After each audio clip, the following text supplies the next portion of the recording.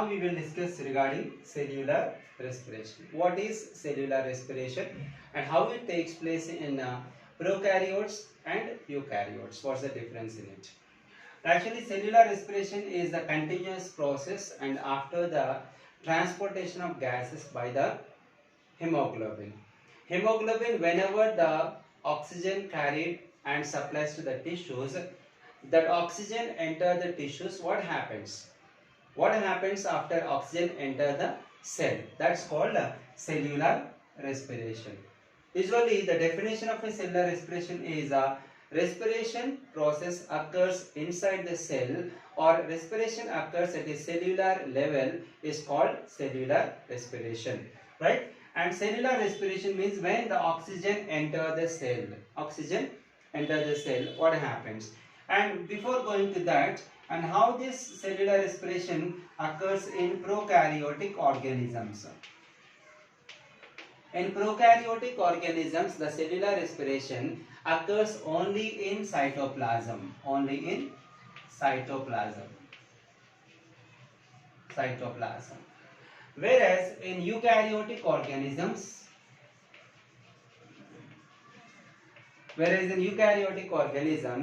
the cellular respiration occurs in cytoplasm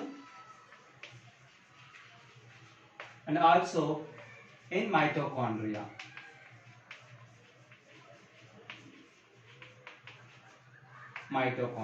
This is what the difference a little between prokaryotes and eukaryotes. In prokaryotic organisms, the cellular respiration occurs in cytoplasm, whereas in eukaryotic organisms, cellular respiration occurs in cytoplasm as well as in mitochondria. And how this cellular respiration process takes place? You see that cellular respiration in the sense of, for example, if you take a cell, the respiration process when oxygen enter the cell. When oxygen enter the cell, for example, the oxygen is enter the cell. Oxygen is enter the cell. And already the glucose present inside the cell. Glucose present inside the cell. Glucose. Right? And in lower classes we learned that how we get energy by taking food. Actually that's not an exact definition for.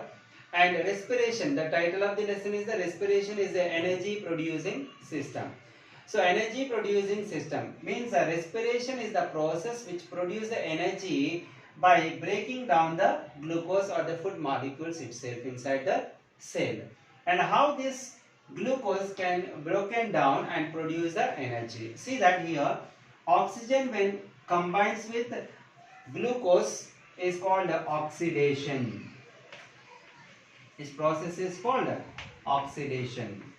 Oxidation is the process of combining oxygen with glucose. Whenever the oxygen combines with the glucose solution, it produces energy. Right? Not only energy is produced when oxygen combines with the glucose molecules, we can get three substances. One is the carbon dioxide and another is the water vapor, and a lot of energy also liberated after the oxidation process, right?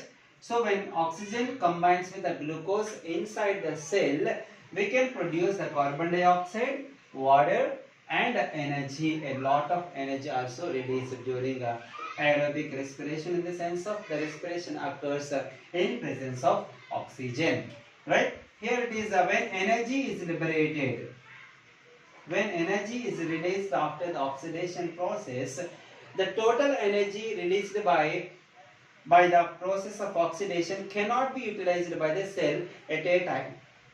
Means immediately how much energy is released, that total energy may not be utilized by the cell for immediate usage, right? And what happens for a general calculation, we can see that, for example, out of 100% of energy released by the glucose after the oxidation, immediately 50% of the energy is utilized by the cell for various metabolic activities. And later among remaining 50%, 25% of energy 25% of energy is utilized by the cell to keep the body warm. Generally, we are maintaining certain body temperature, right? That's what warm of the body. And how the body can maintain its constant or a certain body temperature, that to maintain the certain body temperature also requires energy.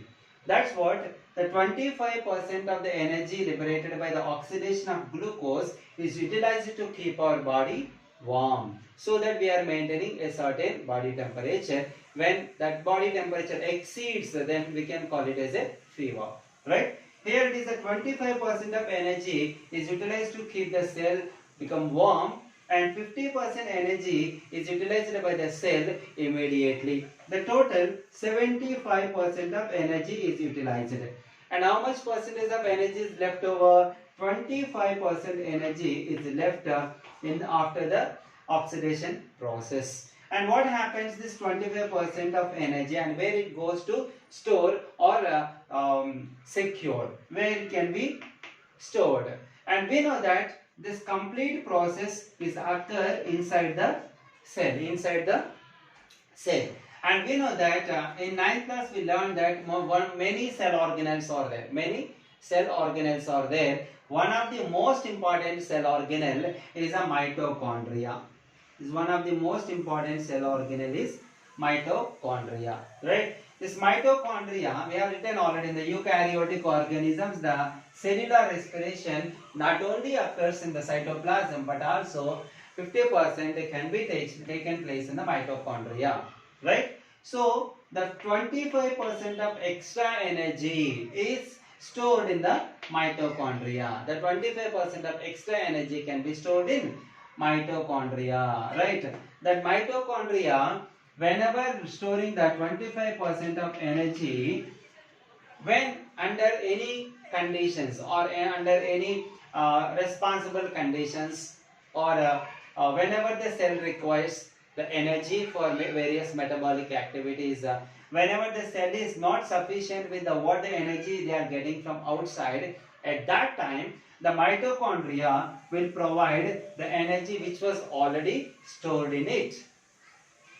So already stored energy in the mitochondria is supplied to the cell when the cell is required. So that the mitochondria is called powerhouse of the cell.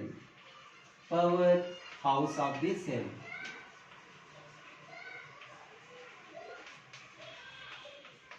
Powerhouse of the cell. Because whenever the cell requires energy, the stored or excess energy which was already stored in the mitochondria will be supplied or provided to the cell, so that the mitochondria is called powerhouse of the cell. This is what happens particularly in the case of cellular respiration in eukaryotic organisms. And that the mitochondria usually the energy present in the mitochondria will be storing in the form of ATP. The excess of energy produced by the oxidation of glucose is stored in the mitochondria in the form of ATP. ATP means adenosine triphosphate. Adenosine triphosphate. How many phosphates are there here? 3 phosphates are there. So the energy is stored or liberated, or sorry, is stored on the 3 phosphates, right? Here it is a phosphate 1 and phosphate 2 and phosphate 3. For example, it's a phosphate 1, 2 and 3 here. Right, some amount of energy here, some amount of energy in the phosphate 2, and some amount of energy will be stored on the phosphate 3. So whenever the cell requires energy, the first phosphate will provide energy in the form of inorganic phosphate. Whenever cell requires the energy stored in the form of ATP, liberated energy in the form of inorganic phosphate. Okay, one phosphate has given energy. Now how many phosphates are left over here? 2 phosphates. So that adenosine triphosphate, from the tri, one phosphate is removed in the form of inorganic phosphate, so that two phosphates are there, it is called adenosine diphosphate. Adenosine diphosphate. Only two phosphates are there in the adenosine molecule. So it is called adenosine diphosphate. So again cell requires energy. Again cell requires energy. At that time the second phosphate also produces the another inorganic phosphate. The energy is liberated in the form of inorganic phosphate. So that from the triphosphate, how many phosphates came out of from the adenosine molecule in the form of inorganic phosphates? Two phosphates came out. And how many left over? Only one phosphate. In that condition, the adenosine molecule is called adenosine monophosphate. Adenosine monophosphate means only one phosphate is left over in the adenosine molecule. So it is called adenosine monophosphate.